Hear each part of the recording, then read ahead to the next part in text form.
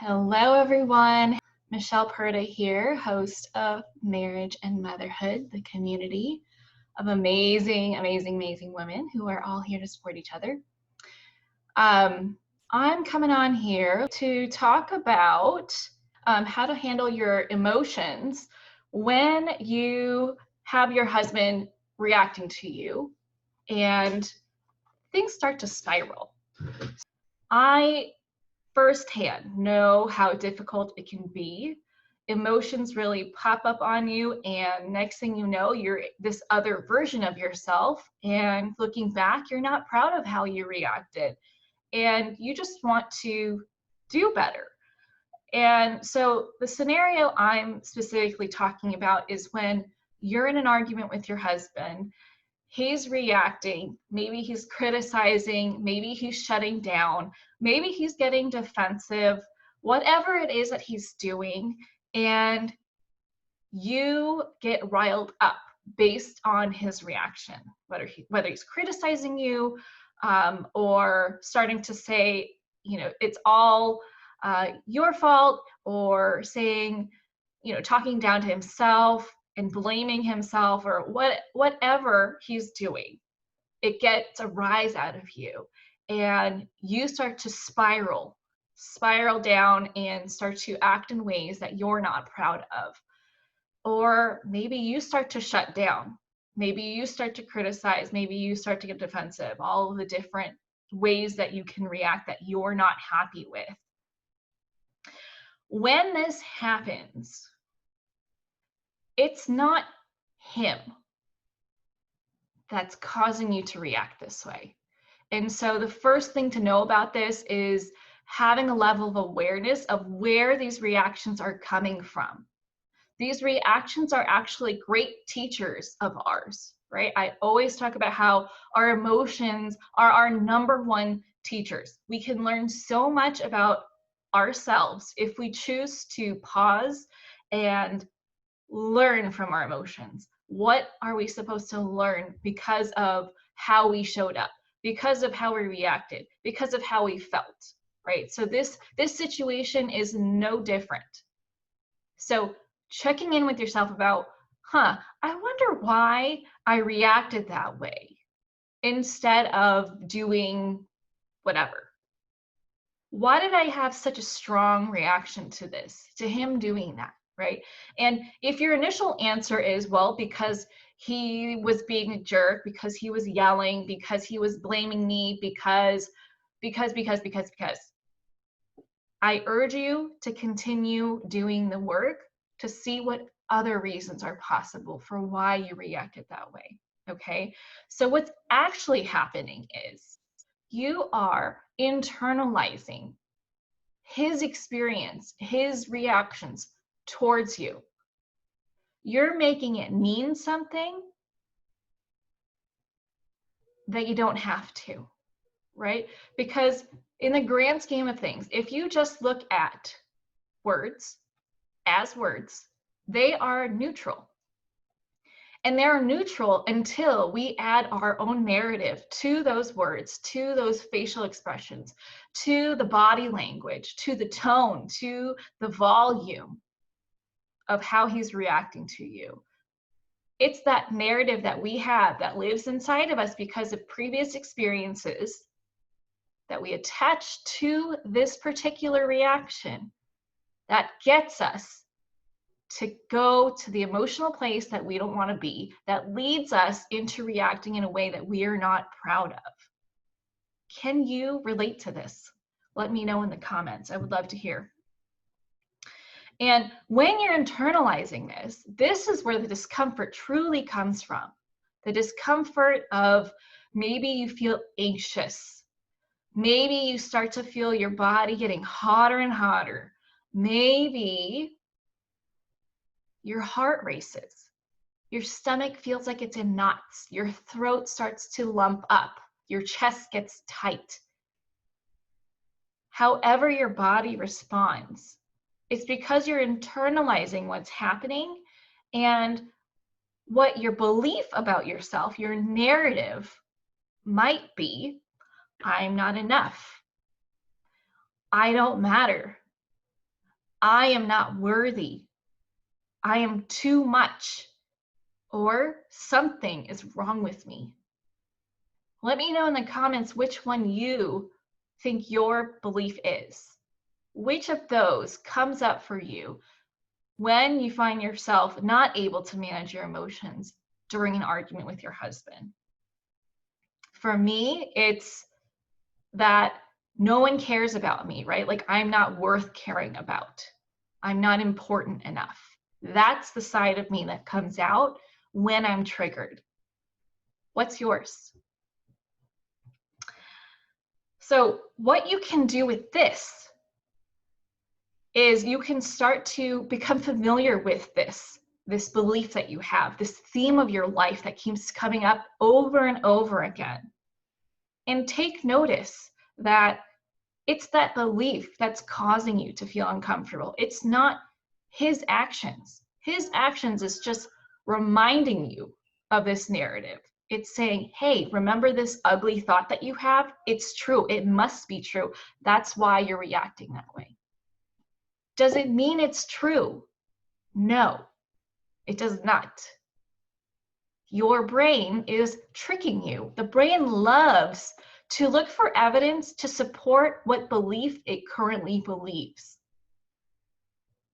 So know that, and know that you have to find a way to move through that so that instead of being a victim to his reactions, you can be an observer and witness his experience of the conversation.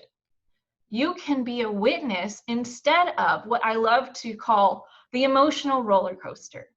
You do not have to get on the roller coaster with him. If he's mad, frustrated, whatever, let him experience that. That is his journey to go through.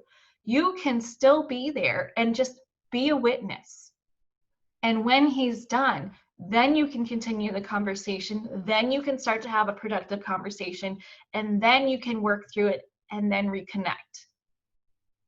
But just because he's pissed off, it does not mean that you can ride the roller coaster or should ride the roller coaster, because the second that you do, the second you get on that same ride with him, that's when the conversation starts to spiral more. You react off of him, he reacts off of you, and then next thing you know, it's a really ugly conversation that gets nowhere. Now, how often do you have those kinds of conversations? Let me know in the comments. And I'd love to know what you think doing this practice of what's my narrative right now that's leading me to believe this? Let me know what you think that would do for your conversations going forward. How would that change how you guys talk going forward? This is something I teach all of my clients. This is something that I actually included in my How to Have Tough Conversations with Your Husband course. And my clients have been able to fight for less time, so faster, less painfully, and get to the point where they have productive conversations sooner. And so that's exactly why I created this course. There have been women who wanted to pursue coaching with me, but haven't been able to. And I still wanted to serve you guys. I asked myself, how could I still serve these women? But in a way that they can obtain it. And so this course was birthed out of that. A lot of people in here have challenges related to conversations, related to communication. And so this course covers it all. So if you're in a place where you get really anxious and frustrated and stressed out about how to approach your husband about certain topics, this course is for you. If you feel worse talking to your husband about things, this course is for you. If you're trying to express your needs, but you're having a hard time doing that, this course is for you. Basically, at the end of this course, you will know exactly everything that I teach my one-on-one private clients, how to use conversation to deepen their connection with their husband, even if it feels like that's impossible right now because you guys are just at each other's necks. Even if it feels really challenging right now and you do not see the light at the end of the tunnel, this course is for you. And by being able to implement these tools that I teach in this course, your kids are going to see that. They're going to start to see healthy conflict and how it works. You'll start to see them handling things a lot better. Your husband, more importantly, will start to notice that you've shifted and he will follow your lead. As long as you do it consistently, and as long as you do it with compassion and love and patience, knowing that you're the one leading. So it will take time for him to catch up and be on board and follow your lead. But it does work. I personally have done all of these things, and I still continue to practice all these things that I teach in this course. And my communication skills with my husband have drastically improved.